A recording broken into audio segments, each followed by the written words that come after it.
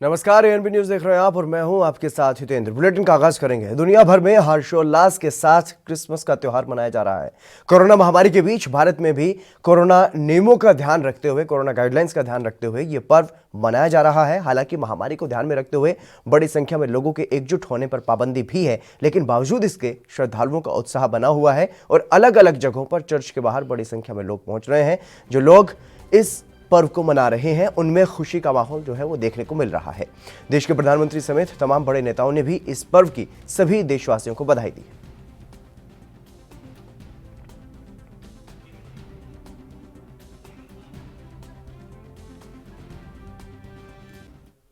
ये अलग अलग तस्वीरें आप देख सकते हैं किस तरीके से देश भर में ये त्योहार जो है वो मनाया जा रहा है। श्रीनगर जम्मू कश्मीर में और कोट्टायम केरल में ये तस्वीरें आप देख सकते हैं। त्रिवेंद्रम में भी जिस तरीके से देश भर में अलग अलग जगह ये खास त्योहार जो है वो मनाया जा रहा है।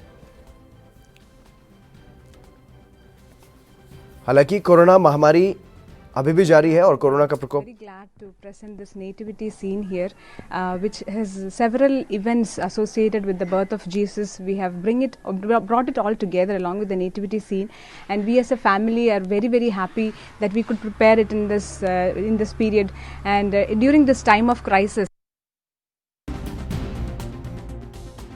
त्योहार देश भर में ही नहीं बल्कि दुनिया भर में मनाया जा रहा है और हमारे देश में भी इस खास त्योहार की जो है धूम देखने को मिल रही है अलग अलग जगहों पर। क्योंकि जिस तरीके से इस साल की अगर बात की जाए तो शुरुआत से ही यानी कि होली पहला त्योहार जो है वो माना जाता है देश में, और उसके बाद से लगातार कोरोना का जो साया है वो हर त्योहार पर पड़ता हुआ दिखाई दिया। क्रिसमस पर भी कोरोना का साया है।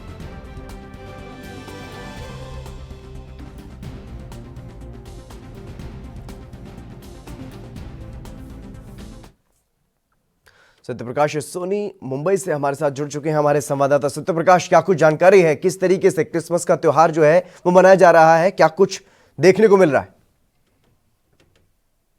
जी नितिन, देखिए इस समय मैं कांदिवली चर्च में उपस्थित हूं। जिस तरह से कोरोना महामारी के चलते महाराष्ट्र सरकार ने गाइडलाइन जारी किया था, उस गाइडलाइन के तहत जो चर्च है उसमें उस बातों का ध्यान रखा जा रहा है। हालांकि इस वक्त जो है प्रार्थना का समय है, लोग बिजी हैं प्रार्थना में, लेकिन हमारे साथ एक पादरी जी में जानकारी देंगे कि किस तरह से इस बार कोरोना जो संक्रमण है इस बीच में जो है आप लोग प्रार्थना कर रहे हैं और चर्च क्रिसमस का celebration. Okay, I'll speak in English. This year is different than other years because we had to control the crowd. There was limited number of people. Initially, we were planning to have 400 people, but then the new guidelines was only for 50. So we have told people not to come, and people have accepted it, and people have refrained from coming to church. So the celebrations have gone on. People are also watching online masses at home. So the spirit of Christmas is there, but the crowds have been less in the church. तो जाहिर तौर पर रितेश, आप देख पा रहे हैं कि चर्च फादर का साफ तौर पे कहना है कि जिस तरह से महाराष्ट्र सरकार ने गाइडलाइन जारी किया है उसका पालन करते हुए लोग चर्च में आ रहे हैं। हालांकि ये भी कहा गया है कि नो मास्क नो एंट्री, मतलब अगर आप मास्क नहीं पहनेंगे तो आपको चर्च में एंट्री नहीं दी जाएगी। इसका भी विशेष ध्यान रखा जा रहा है। लेकिन इस बार जो क्रिसमस का सेलिब्रेशन है काफी सादगी से मनाया जा रहा है। लोग अपने अपने सुविधा अनुसार, अपने अपने गाइडलाइन के अनुसार लोग चर्च में उपस्थित हो रहे हैं। बिल्कुल बिल्कुल सत्यप्रकाश, जो खुशी होती थी हर बार की तरह, क्या वो खुशी इस बार भी महसूस कर पा रहे हैं? ये जो सभी श्रद्धालु इस त्योहार को मना रहे हैं, बड़ी धूमधाम से त्योहार हालांकि मनाया जा रहा है, लेकिन जो सख्ती है, जो कोरोना गाइडलाइंस हैं उनके हिसाब से कहीं ना कहीं पाबंदियां जो हैं उसके बीच ये त्योहार मनाना पड़ रहा है। तो क्या कुछ इस बात को लेकर नाराजगी है कि सरकार की तरफ से राहत रियायत जो है वो नहीं दी गई?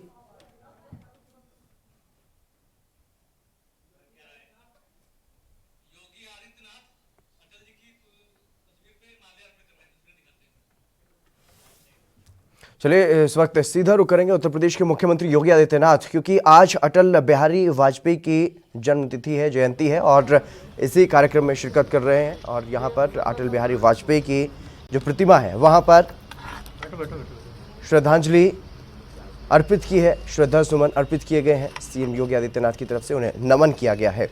आज का दिन बड़ा खास भारतीय जनता पार्टी के लिए, भारत के पूर्व प्रधानमंत्री और भारत रत्न अटल बिहारी वाजपेयी की आज जयंती है, इसलिए बीजेपी की तरफ से इस दिन को सुशासन दिवस के रूप में मनाया जाता है। और सीएम योगी आदित्यनाथ ने उन्हें याद किया आज के इस दिन पर।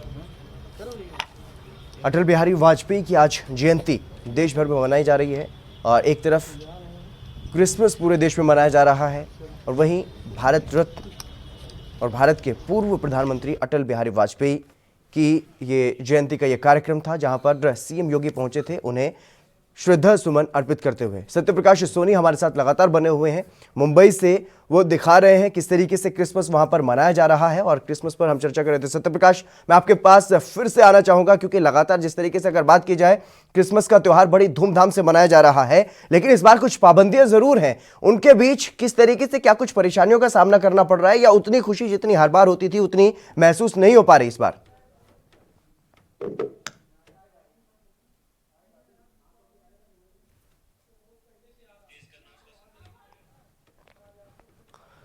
चलिए फिर से जुड़ने की कोशिश करेंगे सत्यप्रकाश सोनी से, लेकिन जो त्योहार है वो देश भर में मनाया जा रहा है और जिस तरीके से कोरोना नियमों का ध्यान भी खासतौर पर रखा जा रहा है, सोशल डिस्टेंसिंग का पालन किया जा रहा है, सैनिटाइजेशन का काम भी किया जा रहा है और इसके अलावा मास्क लगा करके सभी श्रद्धालु जो प्रेयर में शामिल हो रहे हैं वो पहुंच रहे हैं।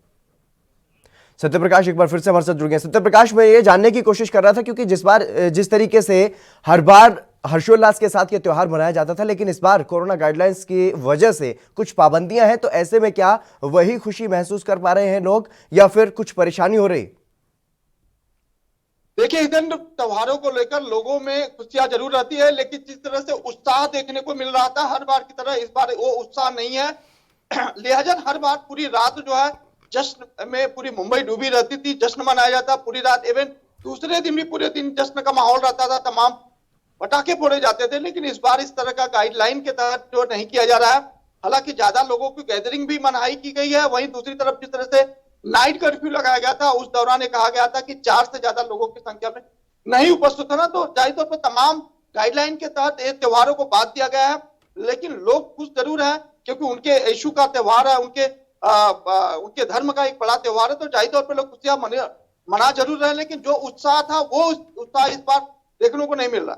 जी, इसके अलावा अगर बात की जाए, क्योंकि जिस तरीके से अगर खासतौर पर महाराष्ट्र की बात की जाए, कोरोना काल की बात की जाए, तो महाराष्ट्र सबसे ज्यादा प्रभावित राज्यों में से एक है, सबसे ज्यादा प्रभावित भारत में महाराष्ट्र ही हुआ है। ऐसे में मुंबई में भी कोरोना का संक्रमण फैला था और इसीलिए महाराष्ट्र के जो कैबिनेट मंत्री हैं उनकी तरफ से ये अपील की गई थी कि जिस तरीके से लॉकडाउन में लोगों ने त्योहार मनाए हैं, इसी तरीके से क्रिसमस और नए साल का जश्न भी मनाया जाए। तो कहीं ना कहीं जो लोग हैं वो उन बातों को पूरी तरीके से मानते हुए दिखाई दे रहे हैं।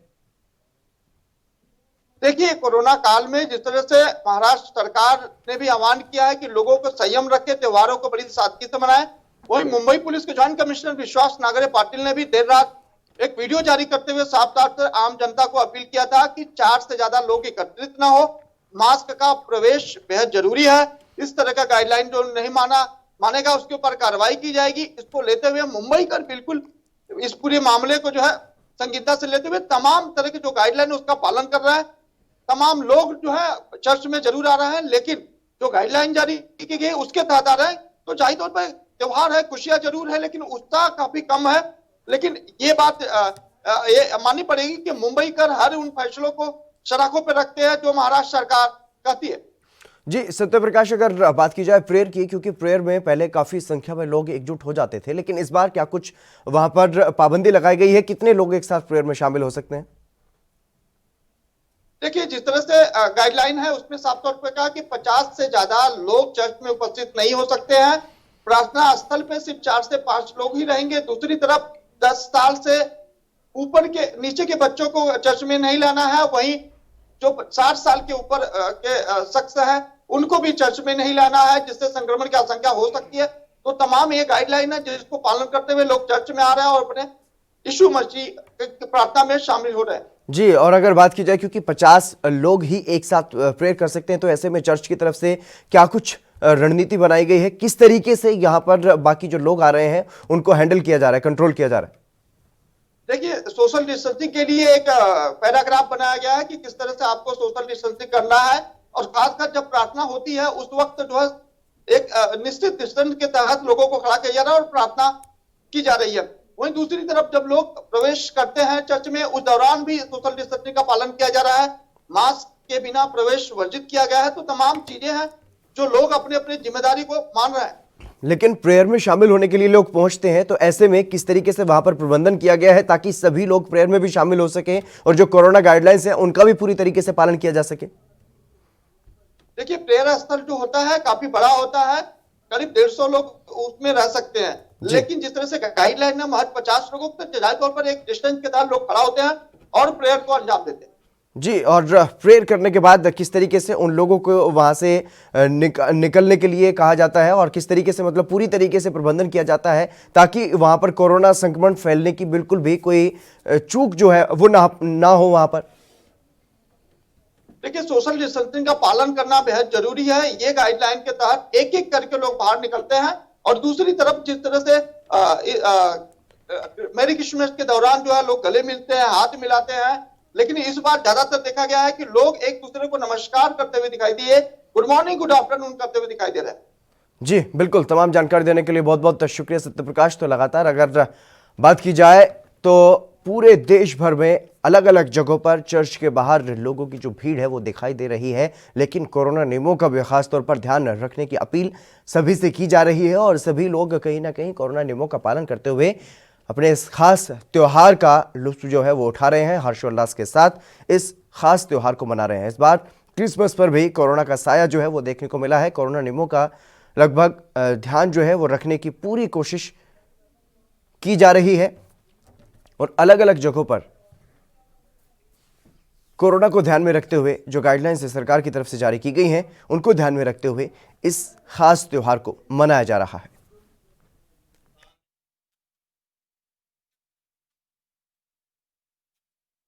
चलिए बढ़ेंगे अगली खबर की तरफ। केंद्र के नए कृषि कानूनों का विरोध जारी है। अपने आंदोलन को तेज करते हुए किसान यूनियनों ने हरियाणा में 25 से 27 दिसंबर तक सभी राजमार्गों पर टोल फ्री करने का ऐलान किया था और आज बीजेपी सुशासन दिवस मना रही है। किसानों को पीएम मोदी भी संबोधित करेंगे। 9 करोड़ किसानों के खाते में 18 करोड़ रुपए भी ट्रांसफर किए जाएंगे। लेकिन किसान और सरकार के बीच में संघर्ष जो है वो अभी भी बना हुआ है। लगातार संघर्ष किसानों का जारी है।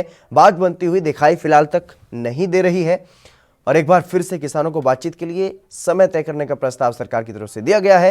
आज किसान उस प्रस्ताव पर भी चर्चा कर सकते हैं जिसके बाद सरकार को जवाब दिया जा सकता है।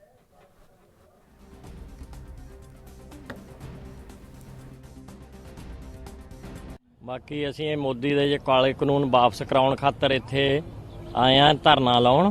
ਤਕਰੀਬਨ ਇਹ ਮੋਦੀ ਦੀਆਂ ਜਿਹੜੀਆਂ ਨੀਤੀਆਂ ਨੇ ਇਹਨੂੰ ਛੇਤੀ ਤੋਂ ਛੇਤੀ ਵਾਪਸ ਲੈਣਾ ਚਾਹੀਦਾ, ਨਹੀਂ ਤਾਂ ਫਿਰ ਅਸੀਂ ਭਾਈ ਆਏ ਹੋਏ ਆ ਹੁਣ 2 ਮਹੀਨਾ ਜੋ ਇਹਨੇ ਹਾਲੇ ਸੱਤੇ ਸੰਘਰਸ਼ ਕਰਾਉਣਾ ਹੋਇਆ ਕਰਾ ਸਕਦਾ, ਅਸੀਂ ਇੱਥੇ 2 ਮਹੀਨੇ ਲਾਵਾਂਗੇ।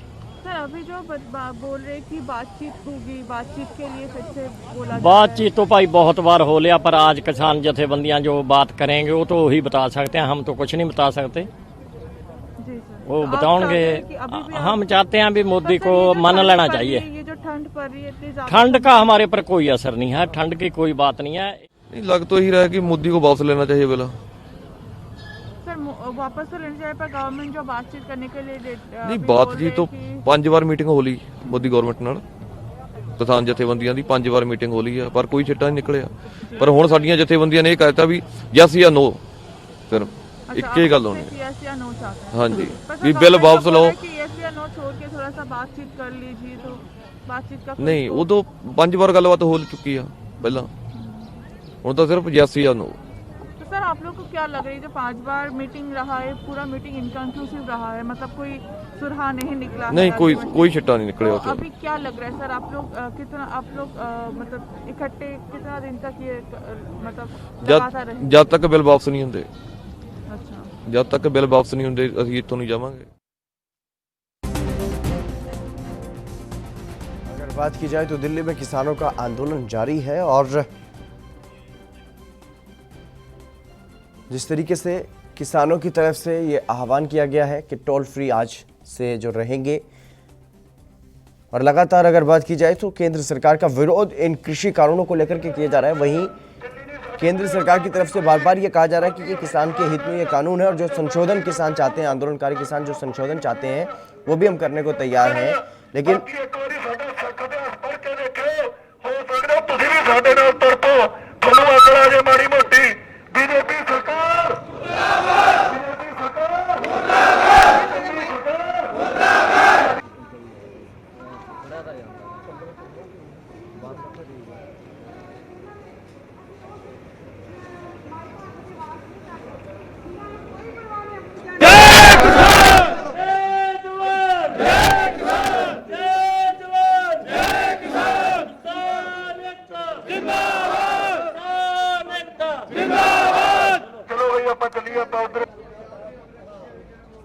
से अलग अलग जगहों पर जाकर के इस तरीके से अपना जो रोष है वो जता रहे हैं। इतनी कड़ाके की ठंड है उसके बावजूद भी अपने 2-4 दिन कपड़े पहले उतार कर एक वीडियो देखा था, उसमें बीजेपी के चमचे हमारे बारे में बकवास कर रहे थे कि ये किसान नहीं उग्रवादी हैं, कुछ देर बैठेंगे, जब सर्दी बढ़ेगी तो ये चले जाएंगे।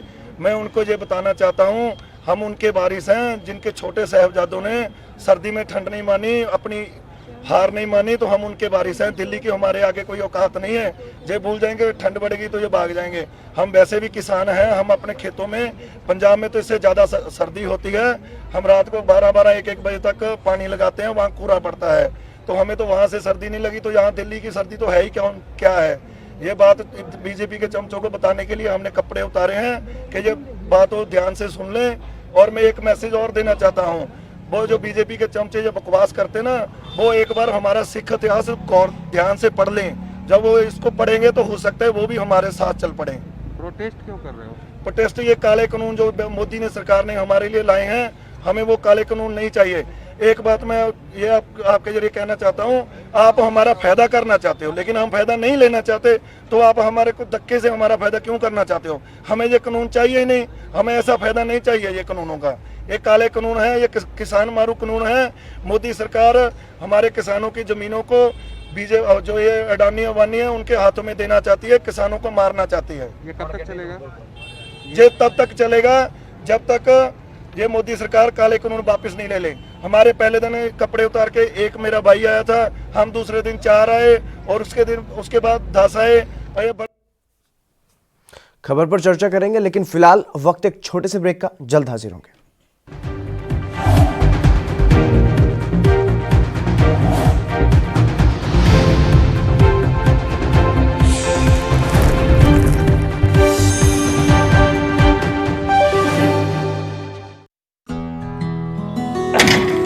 बस करो माल साहब, ਤੁਸੀਂ ਰੈਡੀ ਹੋ ਕੇ ਫਿਰ ਸ਼ੁਰੂ ਹੋ ਗਏ। ਤੁਹਾਡੀ ਵੀ ਨਾ એનર્ਜੀ ਨਹੀਂ ਖਤਮ ਹੁੰਦੀ। ਸਤਿ ਸ਼੍ਰੀ ਅਕਾਲ ਫੁੱਫੜ ਜੀ। ਓਏ ਸਤਿ ਸ਼੍ਰੀ ਅਕਾਲ। ਓਏ 8 ਵਜੇ ਦਾ ਕਹਿ ਕੇ 11 ਵਜੇ ਆਤੇ ਤੁਸੀਂ। ਤੁਸੀਂ ਫੁੱਫੜ ਜੀ ਅੱਖ ਹੀ ਨਹੀਂ ਖੁੱਲਦੀ, ਥੱਕਿਆ ਜਿਹਾ ਸਰੀਰ ਰਹਿੰਦਾ। ਤੁਹਾਡੇ 'ਚ ਇਸ ਉਮਰੇ ਵੀ ਪੂਰੀ ਫੁਰਤੀ ਹੈ। ਓਏ ਮੇਰੀ ਫੁਰਤੀ ਦਾ ਰਾਜ਼ ਹੈ ਵੈਦਵਾਨ ਦਾ X+ ਮਰਦਾਨਾ ਕੋਰਸ, ਤੇ ਪਿਛਲੇ 30 ਵਰਿਆਂ ਤੋਂ ਇਹੀ ਹੈ ਮੇਰੀ ਸਿਹਤ ਦਾ ਰਾਜ਼। ਇਮਿਊਨਿਟੀ ਵਧਾਉਣ ਦੇ ਨਾਲ ਮਰਦਾਨਾ ਤਾਕਤ ਲਈ ਇਹੀ ਰਾਮਬਾਣ। ਚੁਸਤੀ ਫੁਰਤੀ ਤੇ ਜੋਸ਼ ਵਧਾਉਣ ਲਈ ਤੁਸੀਂ ਵੀ ਅੱਜ ਹੀ ਸ਼ੁਰੂ ਕਰੋ X+ ਮਰਦਾਨਾ ਕੋਰਸ।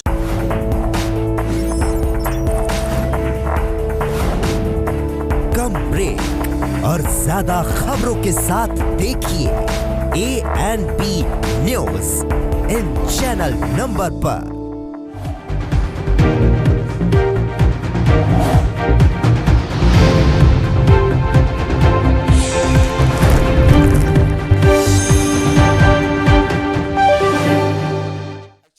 ब्रेक के बाद एक बार फिर से आप सभी का स्वागत है। लगातार जिस तरीके से किसानों का आंदोलन जारी है उस पर हम चर्चा कर रहे थे और तस्वीर आपको दिखा रहे थे किस तरीके से किसानों में जो गुस्सा है वो भरा हुआ है, क्योंकि किसान आंदोलन को जिस तरीके से बदनाम करने की कोशिश की जा रही है, अलग अलग तरीके की बातें किसान आंदोलन के बारे में कही जा रही हैं और जो किसान वहाँ पर बैठे हुए हैं, धरना दे रहे हैं, आंदोलन कर रहे हैं, उनको आतंकवादी तक भी कहा जा रहा है। तो ऐसे में किसानों में काफ़ी गुस्सा है और वो अपने कपड़े उतार करके इस कड़ाके की ठंड में भी विरोध प्रदर्शन कर रहे हैं और ये बताने की कोशिश कर रहे हैं कि हम वो हैं जो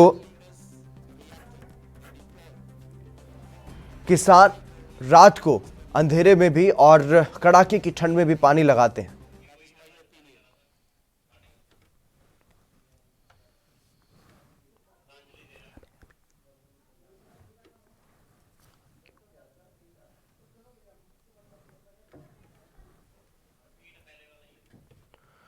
नौ करोड़ किसानों के खाते में आज 18 करोड़ रुपए डाले जाएंगे। प्रधानमंत्री किसान सम्मान निधि योजना के तहत प्रधानमंत्री नरेंद्र मोदी कई कार्यक्रम किसानों के लिए करेंगे, लेकिन जो आंदोलन कर रहे हैं किसान, उनके लिए अभी तक कुछ नहीं, सिर्फ बातचीत के लिए प्रस्ताव जो है वो भेजा गया है और उस पर आज किसानों की अहम बैठक हो सकती है, जिसमें किसानों की तरफ से फैसला लिया जा सकता है कि किस तरीके से आगे की रणनीति रहेगी, क्या किसान बातचीत करेंगे या नहीं।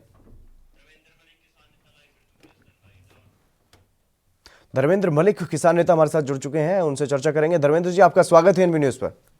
जी नमस्कार जी धर्मेंद्र जी, मैं आपसे जानना चाहूंगा, क्योंकि लगातार अगर बात की जाए सरकार बातचीत के प्रस्ताव आपको भेज रही है, लेकिन उसके बावजूद भी अगर किसान आंदोलन की तरफ से बात की जाए तो किसान आंदोलन की तरफ से कोई ऐसा जवाब दिखाई नहीं दे रहा जिससे ये ऐसा लगे कि कोई बातचीत से हल जो है वो निकलता हुआ दिखाई देगा।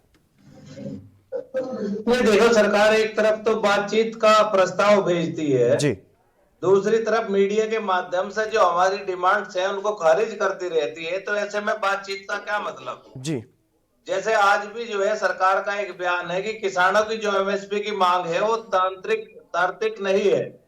जब उनको हमारी मांग ही ठीक नहीं लग रही, देश में जो है किसानों को उनकी फसलों का समर्थन मूल्य मिले जी, ये भी बात उनको अच्छी नहीं लग रही, जो कि वो सैद्धांतिक तौर पे सरकार ही तो एमएसपी घोषित करती है। बिल्कुल। तो इसका मतलब ये है कि मंशा कहीं ना कहीं खराब है, केवल सरकार टाइम पास कर रही है, बातचीत में उलझाना चाहती है। तो ऐसी वार्ता से मतलब क्या? जी, तो मतलब अगर बातचीत नहीं होगी तो किस तरीके से समाधान निकलेगा? क्योंकि लगातार अगर बात की जाए तो 1 महीना हो चुका है किसान आंदोलन को, ऐसे कब तक किसान वहां पर बैठे रहेंगे? इससे खेती भी प्रभावित हो रही है। सरकार टेस्टिंग चाह रही है, हम टेस्ट देने के लिए तैयार हैं। सरकार किसानों की परीक्षा ले रही है जी, और सरकार गलत फहमी में थी कि ये मजमा घट जाएगा जी, लेकिन आज ये मजमा 4 गुना हो चुका है। तो आएगी, सरकार को भी सद्बुद्धि आएगी जी। पूरा देश जो है जब सड़क पे होगा साथ, तभी उसको ये देखना चाहते हैं। जिस तरह से फर्जी किसानों को मिला, मैं फर्जी किसान नहीं कहता, वो किसान हो सकते हैं जी, लेकिन किसान नेता प्रस्तुत किया जाता है। कल बागपत के सांसद जी 10 लोगों को लेकर आए, अब जी ये भी एक संगठन है। तो तमाम जगह जिस तरह से भारतीय जनता पार्टी के प्रयास हैं जी, वो ये मैसेज देना चाहती है कि हम ठीक हैं, देखिए किसान भी इनका विरोध कर रहे हैं। लेकिन इस बात को देश समझ चुका है, सरकार को गंभीरता से विचार करना चाहिए। और किसानों की, देखो एक बात बताओ, 3 बिल बिना भी देश चल रहा था, बिल्कुल, खेती भी चल रही थी। अगर रिपील करके दोबारा कोई ड्राफ्ट बना लेते हैं तो क्या दिक्कत आ जाएगी सरकार को? कौन सा व्यापार रुक जाएगा? बिल्कुल। लेकिन धर्मेंद्र जी, सरकार की तरफ से साफ तौर पर यह भी कहा जा रहा है कि बड़ी संख्या में किसान जो हैं वो सरकार के साथ हैं, इन कानूनों को चाहते हैं, उनकी तरफ से मांग की जा रही थी। लेकिन जो कुछ किसान आंदोलन कर रहे हैं वो अपनी जिद पर अड़े हैं कि रद्द किए जाए कानून, वो संशोधन नहीं चाहते। तो क्या यही वजह है कि बातचीत में कोई समाधान नहीं निकल पा रहा है? देखिए, आप इस बात को भी समझिए जी, एमएसपी जो मिलता है वो पंजाब, हरियाणा और थोड़ा सा पश्चिमी उत्तर प्रदेश के जनपद हैं जहां पे एमएसपी पे खरीद होती है जी। पूरा देश तो आज भी एमएसपी पे फसलें बेचता ही नहीं जी। उनके लिए पहले भी वो बाजार है, आज भी बाजार है, वो तो उनसे कहलवा जा रहा है। बिल्कुल, तो संघर्ष के लिए सामने वो आएंगे जिसने उस मिठाई का स्वाद चखा है। ये तो सरकार की फर्जी बातें हैं। और आज पूरा देश जो है एमएसपी कानून बने इस मांग के साथ खड़ा है। महाराष्ट्र के किसान चल रहे हैं, महाराष्ट्र में आंदोलन हो रहा है जी, तमिलनाडु में आंदोलन है, बेंगलोर में आंदोलन हुआ है। बिल्कुल, तमाम साथी हमारे से संपर्क करते हैं, बिहार के लोग आंदोलन कर रहे हैं, राजस्थान के लोग। वसीम रजा जी भी जुड़ गए हमारे साथ भारतीय जनता पार्टी से, धर्मेंद्र जी। लेकिन वसीम रजा जी को भी चर्चा में लाना चाहूंगा। वसीम रजा जी, आपका स्वागत है एनबी न्यूज पर। धन्यवाद।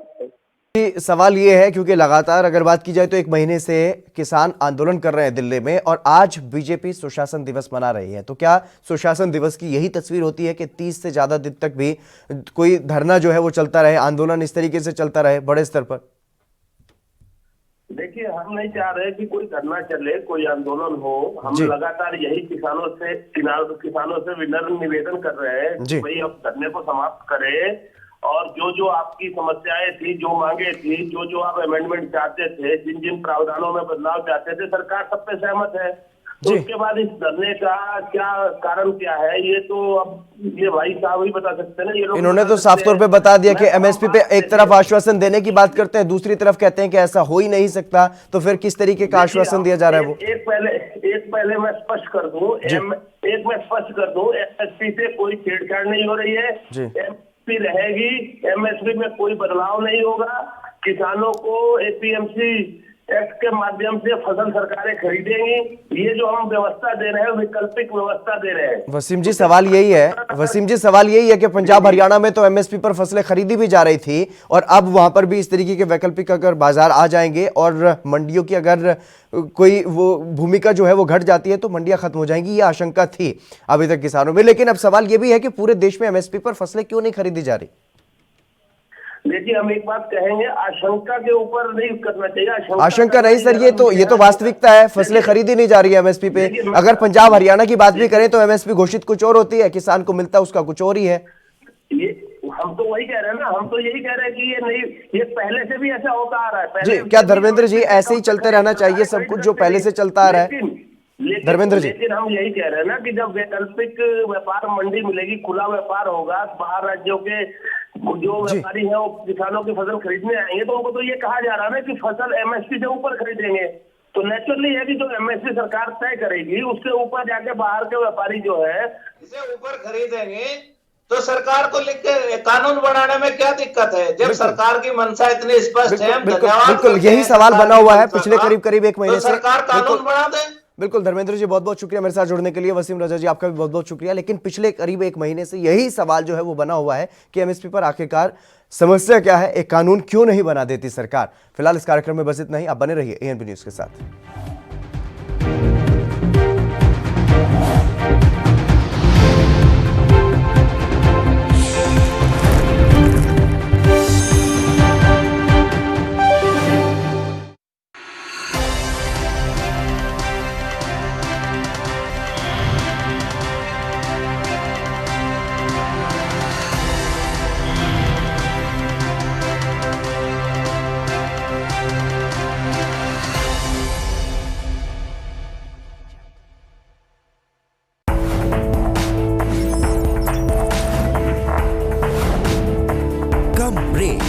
और ज्यादा खबरों के साथ देखिए ANB news in channel number पर।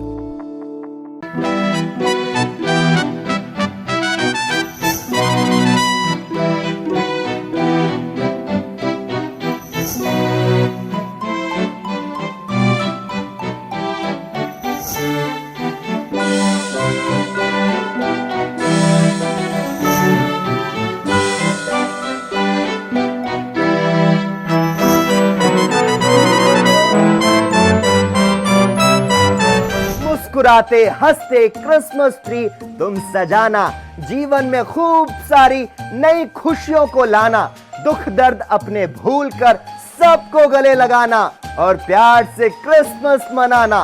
Wish you a merry Christmas.